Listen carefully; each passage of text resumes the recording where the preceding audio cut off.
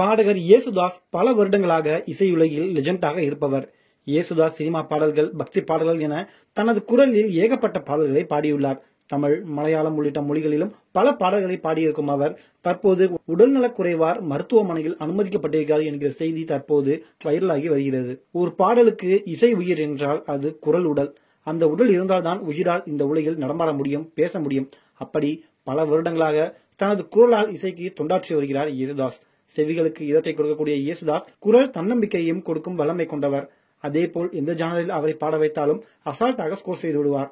அதனாலேயே அவரை காந்த குரலன் என்று பலரும் அழைப்பார்கள். இயேசுதாஸ் கேரளாவை பூர்வீகமாக கொண்டவர்.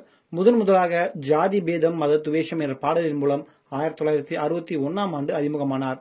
முதல் பாடலே பல ஏற்ற இறக்கங்களை கொண்டிருந்தது.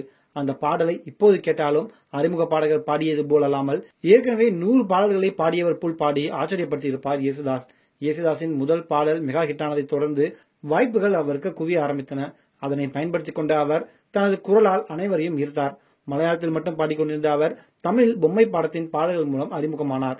ஆனால் அவர் பாடியதில் பொம்மை படத்துக்கு முன்னதாகவே கொஞ்சம் குமரி படம் வெளியாகிவிட்டதால் அதுதான் இயேசுதாஸின் தமிழ் அறிமுகமான முதல் படம் என்று சொல்லப்படுகிறது.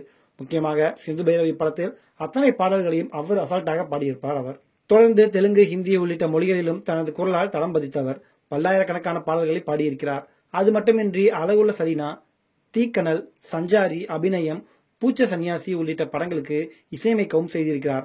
மேலும் 8 முறை தேசிய விருதுகளையும் வென்றிருக்கிறார். இந்நிலையில் தற்போது அவர் உடல்நலக்குறைவார் மருத்துவமனையில் அனுமதிக்கப்பட்டிருக்கிறார் என்ற செய்தி தமிழகம் முழுவதும் பரவி வருகிறது. இந்நிலையில் அவர் நலமுடன் இருக்கிறார் என அவரின் உதவியாளர் திரு இயேசுயால் தெரிவித்திருக்கிறார். பின்னணி பாடகர் இயேசுதாஸ் நலமுடன் இருக்கிறார். அமெரிக்காவில் இருக்கும் பின்னணி பாடகர் திரு இயேசுதாஸ் அவர்கள் உடல்நலம் இல்லாமல் சிகிச்சை பெற்று வருவதாக தமிழகத்தில் செய்திகள் வருகிறது.